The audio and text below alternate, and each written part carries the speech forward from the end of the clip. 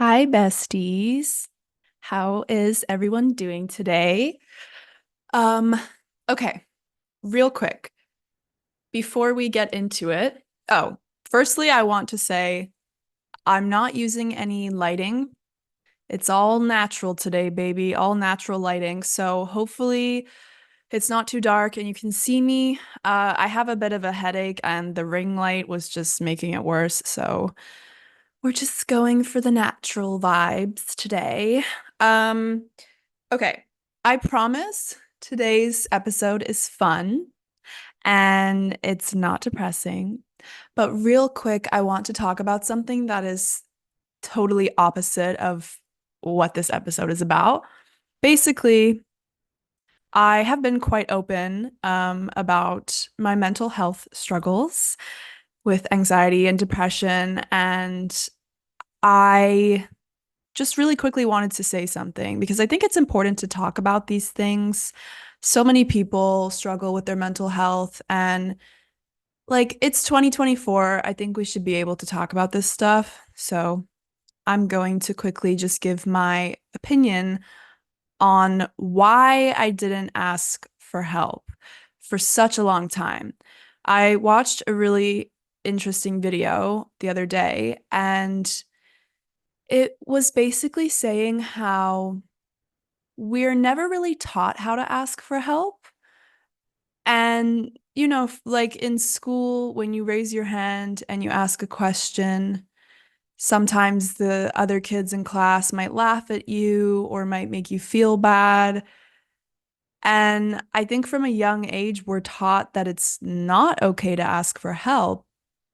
And we don't really even know how to ask for help. Like, what is the formula? How do you even begin to explain how much you need help without sounding weak or without scaring people? Or this is just my personal struggle that I found. Um, and I think it's really interesting because I am such a huge advocate of therapy, holistic practices like yoga, meditation, journaling. I am always talking about mental health and how it's so important to be open about it and get help. And there I was for almost a year, really deeply, deeply struggling with my mental health to the point where it was affecting my day-to-day life, my job, friendships, everything. I was in a really dark place and I don't know why, but I just didn't feel like I could reach out for help. And I just think that if that is you, or if you can relate to anything that I'm saying, just ask for help. And I know it sounds so cliche because I had this idea where, everyone always says it's okay not to be okay. But then you think, like, is it? Is it actually okay not to be okay and to ask for help? And the answer is 100% yes. You are allowed to need help. And whether that's just talking to a friend, talking to family members, getting professional help, I think it's something that it's such a step in the right direction. And for me, it was this really eye-opening experience because I had really, really dark experiences where I realized, okay, I'm not okay and I really, really desperately need help like right now. And I let it get to such a point that it was like really bad. And once I asked for help, I reached out to my family members. I was very open and honest. I got professional help, doctors, and I also reached out to friends from school who I hadn't talked to. Some of them I hadn't talked to in many years, and they were so nice. And it was so nice to open up and just talk about it and realize that so many people go through the same thing.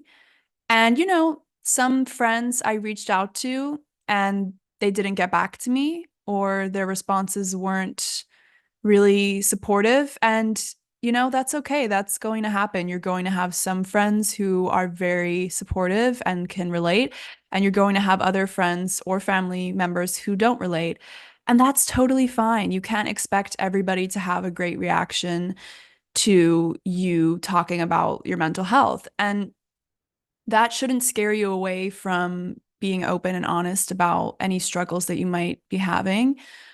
And also, kind of for me, it made me realize who my real friends were because there were some people where I thought I could talk about it, and I realized that I couldn't with them. And that kind of put a lot of stuff in perspective for me. So it was a really great experience reaching out for help, just for so many different reasons. I am now finally, for the first time in my life, because to be honest, it's not just this last year of my life, it's been my entire life. I have really, really struggled with mostly anxiety, but also depression. And I, this last year, it got really bad though, because I had a lot of stuff going on. But I realized like it just takes that first step and then everything else gets so much easier. And now I'm finally getting treatment. I'm finally like open and talking about it. And it's just this huge like weight off my shoulders. And I can't believe how long I went without talking about it. And it just seems so stupid now that I look back. So the whole reason why I'm talking about this is firstly, I really want to destigmatize talking about mental health. I know we've come a long way in recent years. It is definitely getting less stigmatized, but there is still so much stigma surrounding mental health. And if I have any type of platform, however small it might be, I want to talk about this stuff because hopefully by me talking about it, people will see that number one, everybody goes through this stuff at some point in their life. Number two, it's totally normal and okay. And number three, I might actually inspire someone to go and get help. And if you are going through anything similar to me and you just feel super alone. I know how that feels. I felt extremely alone. Even though I was surrounded by family, I isolated myself. And I know how it feels to feel alone. And I would never wish that on anybody. So if you are really struggling and you feel like you need someone to talk to, obviously, I suggest talking to your friends, your family, getting professional help. But if you ever want to send me a direct message on Instagram or an email or anything like that, I will always do my best to respond. I think that having this community and this support around me has been amazing. And if I can return that favor to my followers, I want to do that because there have been so many times where I've talked about my mental health or I've said that I'm not feeling so great. And I felt so alone. And then I would read my comments on YouTube videos or my comments on Instagram or my messages. And there has just been such an outpouring of love and support from people that I don't even know. And for me, that just was a huge wake up call. I was like, wow, Gemma, you're not alone. People care about you. And it was just such a good feeling. And I want you to know that I care about you too. And the people that have my followers that have supported me, like I want to support you too. I don't want this to just be like a one-way thing. So yeah, I just wanted to kind of talk about that a little bit. Sorry that it was so long. But yeah, I'm always here for you guys. And a lot of you have become like my friends and my students who are very much my friends. So I'm just very grateful for all of you. I'm grateful for this platform. I'm grateful for my family and for everyone who's helped me through this. I'm still definitely like very much at the beginning stages. Like I'm not out of it yet, but I'm taking steps in the right direction. And that feels really, really good. And I just wanted to talk about that quickly. Well, not so quickly. So let me take a little sip of my matcha latte. Oh my goodness. That is delicious. Sorry for slurping. I don't know if you can hear that. Hopefully, my noise canceling microphone is doing its job. Okay, sorry, I said one sip. That was three sips. So, today's topic is like totally on the opposite side of the spectrum of what we were just talking about. Today, we are going to talk about how to understand English humor. So, a huge part of talking to native speakers is cracking jokes, little puns, wordplay, all that fun stuff. And, you know, a lot of the time when you speak a second language, you realize or you kind of doubt yourself the most when you hear jokes. That's true for me, at least. I don't know about you guys, but when somebody tells me a joke in Spanish, I often don't get it because it uses some type of like word play or I don't know. It just like a totally that is such a higher level of learning language. So I know how it feels to feel stupid when someone tells a joke and you're like, "Huh?" I like, yeah. So let's get into that.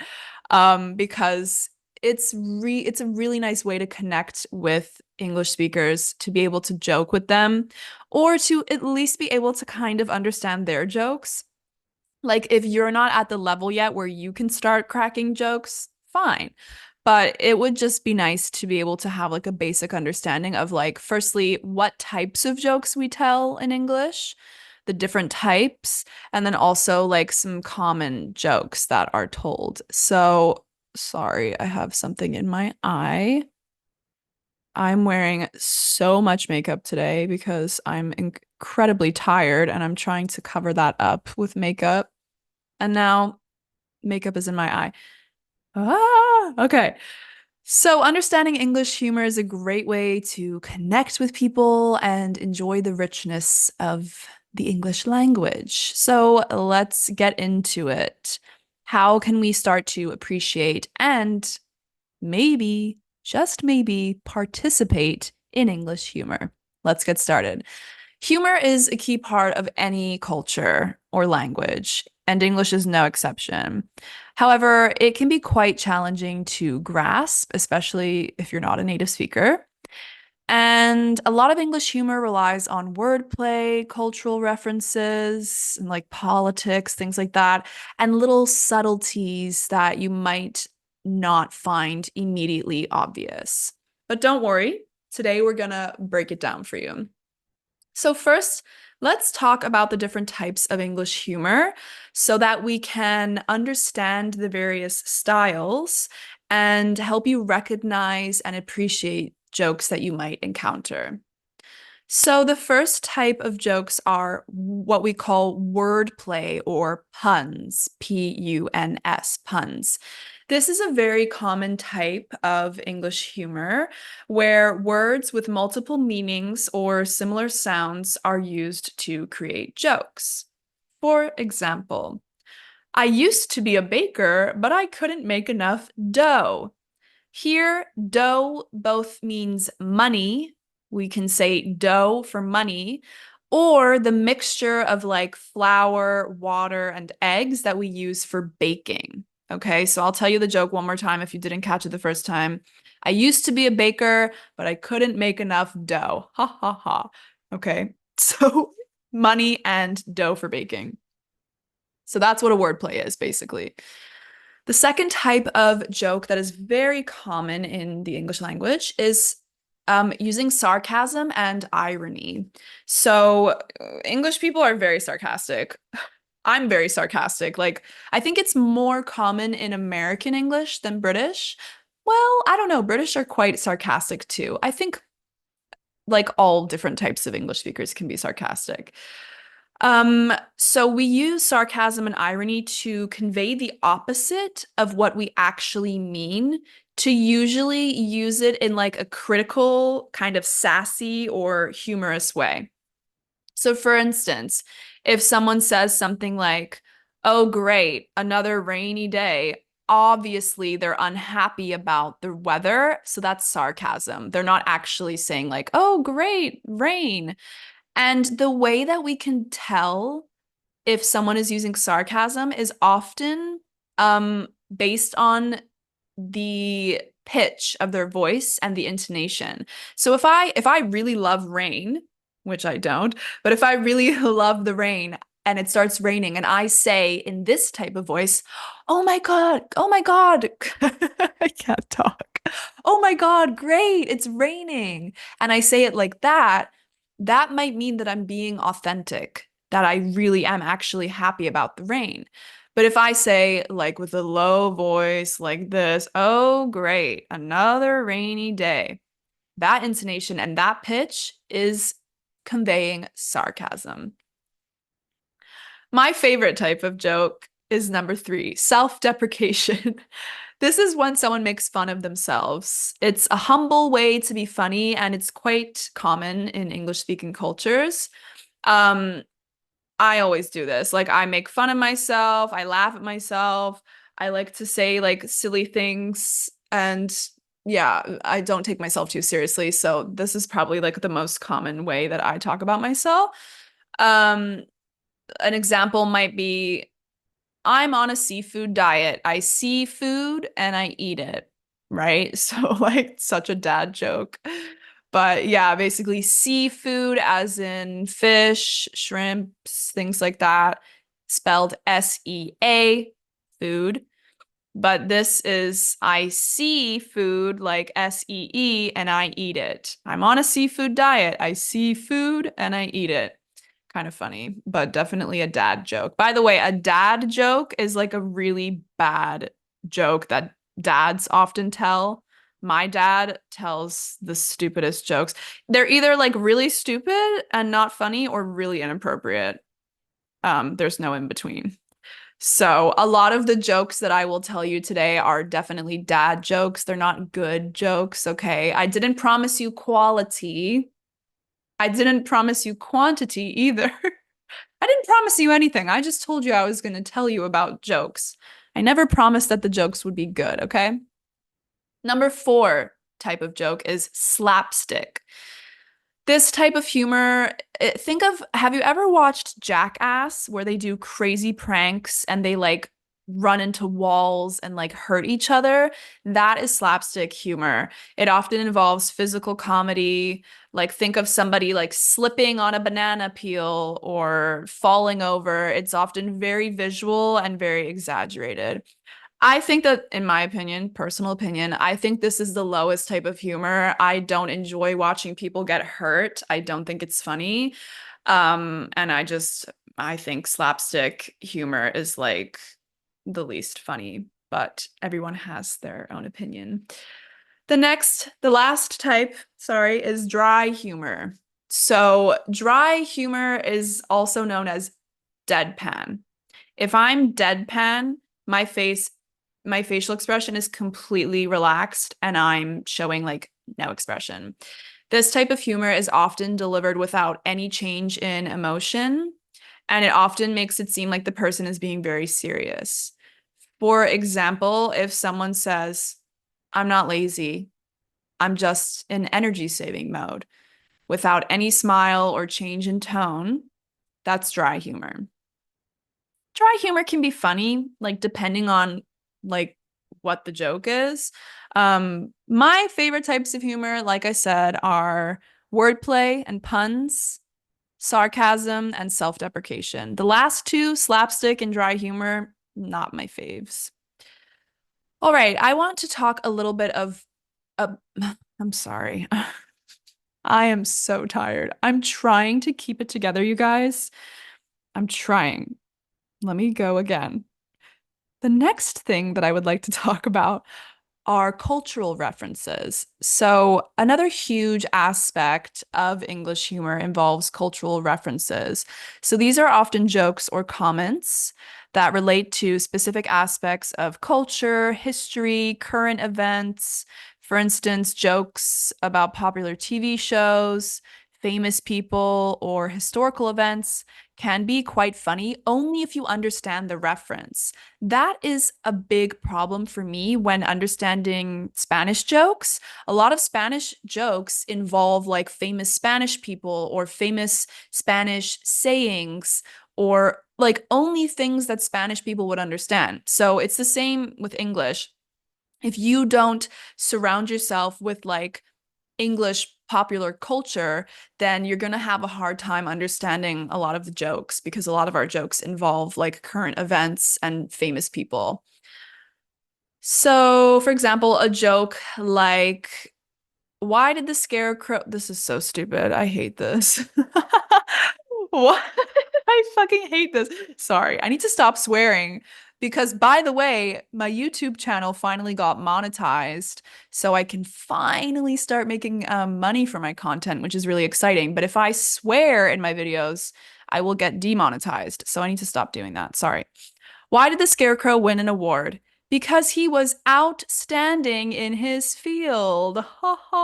So this plays on the word outstanding, which means amazing, and literally the scarecrow standing out in the field.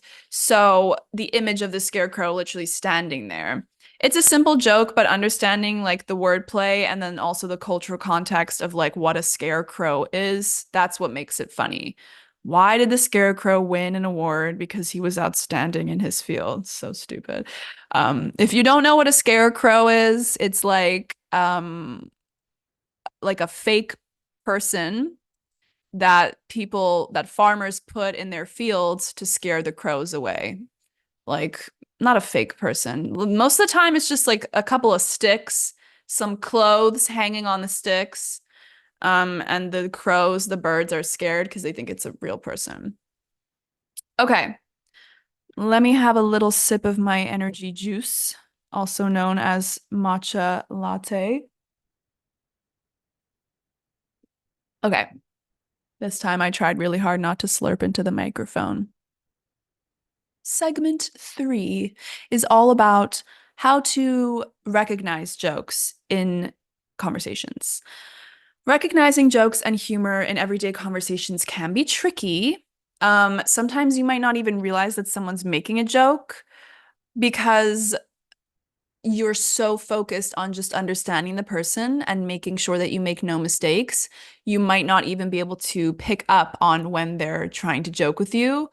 I normally just laugh nervously and I'm like, ha, ha, ha, ha, but I don't really know what's going on when I'm speaking Spanish. So I miss a lot of jokes because I think that the person is being serious, because I just assume that everything that they're saying is like important and serious, and I have to pay special attention and understand everything. So I often just, the jokes go totally over my head. So, here are some tips that might help you to recognize jokes. The first one is like super important. Listen for tone and delivery. Often, the tone of someone's voice and the delivery, like how they say something, that's really going to give away when someone is making a joke. Often like a change in their pitch. Okay, so remember I talked about sarcasm, it's usually lower and down here, and genuine, like talking about things genuinely, is up here. Okay, so change in pitch, that's one thing to look out for. A pause. If somebody says something to you and then pauses, they might be like waiting for your reaction or waiting to see if you understood it. So if someone says like, oh, blah, blah, blah, blah, and then they wait and pause, they're probably making a joke and waiting to see if you understood it. Or if they smile, okay? Obviously, if they're smiling or laughing after they said something, you can probably assume that they just made a joke or that they think they're super funny and they laugh at everything that they say. A lot of my ex-boyfriends used to do that, and they were not funny. The second thing to look out for is wordplay. So if you hear words that sound similar or have multiple meanings, pay special attention because there's a good chance that it might be a pun or a joke. Like earlier when I talked about the baker not making enough dough So if you know that dough also means money, then you're already one step ahead because you can then say, oh, that is a similar word, probably a wordplay or a pun. The next thing to look out for is the context, okay? Context is everything, not only in humor in English, just like everything. When you understand the context of something, you are going to have such a higher chance of like fully understanding the meaning. If people are laughing or the setting is really informal, then it's more likely that humor is being used. You're less likely to hear jokes in like a business meeting than you are when you're sitting with a bunch of friends. Obviously, people still make jokes in business contexts, but they're probably like not the same type of jokes. So just remember your context. Where are you? Who's talking? And how are they acting? And that might help you to know if humor is being used. Finally, just ask. If you're unsure, don't be afraid to just ask. Just say, I'm not sure. Was that a joke? Or I don't know if I understood. Can you please explain that to me? Every time that someone has tried to tell me a joke in Spanish and I knew that they were joking, but I didn't understand the joke, I will just be like, I don't understand. Can you explain? And nobody like cares. No one is going to make fun of you. It's not a big deal. So just ask, okay? All right. Our next little segment is how to practice English humor. So, this can be a really fun way to improve your language skills in general. So, here are some ways that you can get started. The first and most obvious thing is watch comedies, okay? Watch sitcoms, watch comedy movies. I personally, my guilty pleasure is a little rom-com, little romance comedy combo. I like that. Well, I have to be in the mood for it. Most of the time, I watch a lot of like dark TV series and movies, but I like a little rom-com now and then. So, watching English language comedies, whether it's TV shows, like I just said, or movies, or another great thing is stand-up comedy, comedians. There are loads of stand-up comedy shows on Netflix, like Kevin Hart. What's that girl's name? I forgot. Doesn't matter. Anyways, comedians, stand-up comedy. That can also help you get a feel for like different types of humor and pay special attention to how the jokes are structured, okay? Like, what is the language that makes it a joke? Or what is the cultural reference that makes it a joke? So look out for structure. And then secondly, look out for delivery. Things like intonation, pitch of the voice. Did they say it really like seriously? Did they say it in a really funny way? Did they use like a crazy accent or a funny voice? Okay, pay attention to those things. The second tip I have for you is try to learn common jokes. Okay, like why did the chicken cross the road to get to the other side? Like there are so many stupid and very like cliche English jokes that you can learn just so you have like a basic knowledge of like stupid jokes. Um, Websites and books on English jokes can be a good resource. I have an amazing book in Spain in my old apartment that I need to get where it explains Spanish and English jokes and phrases and like their equivalents and translations, and it's really cool. So maybe try and find something like that in your own language or just find, an English joke book. Third tip, practice with your friends. If you have friends who you can speak English with, amazing. Try making jokes with your friends or your classmates who are also learning English. It can be a really fun way to practice and get feedback. Obviously, be careful who you joke around with. Make sure it's not too inappropriate. Make sure the context is right. Don't start cracking like penis jokes in your business meetings, okay? This is like very obvious, but you will be surprised the amount of students that I have that have like tried to tell a really inappropriate joke in class or like really racist or homophobic joke, and they just haven't realized like what it actually means. Okay. So make sure you know what you're saying and think about, is it appropriate to say this? If you're not sure, don't do it. And finally, My final tip, use wordplay apps. There are loads of apps and games that are focused on wordplays and puns, and they can be a really great way to practice thinking creatively with the language. Okay. Our last section is understanding that humor might not always translate, and that is okay. There are many jokes in your language that will not make sense in English. This is obvious, right? But a lot of people get very frustrated because they want to express something in their native language and they want to do that in English, and it just doesn't work for whatever reason, whether it's vocabulary, grammar structure, cultural references, a lot of it just doesn't work. So, it's important to understand and accept that not all humor translates well across cultures. And what's funny in one culture might not be funny in another. So, obviously, just be mindful of this when you're using humor with people from different backgrounds.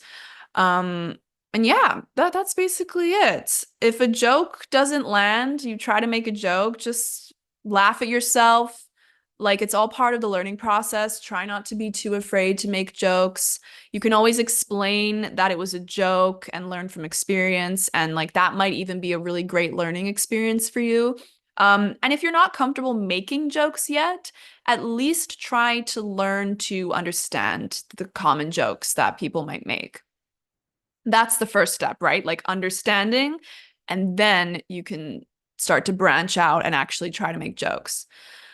There you have it. That was your introduction to understanding English humor. Remember that humor is a wonderful way to connect with others and to really start to fully enjoy the richness of the English language. This is like getting into a deeper level of understanding, kind of unlocking another level of English.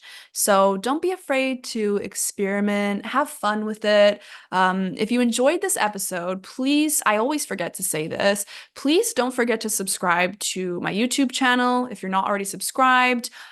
Follow me on Spotify, follow the podcast, leave me a review. Like that is so important to me. If you could leave a review on Spotify, it really just like helps with like ratings and things like that. What else? What else? Go to my Instagram. If you don't know, I have an Instagram, English with Gemma, where I upload free English learning content.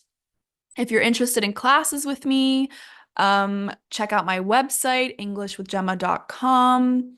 And yeah, I think that's it. I would love to hear your feedback on any topics that you would like me to cover in future episodes. And thank you so much for listening or watching, or both, maybe. And I'll see you next week. Bye, guys.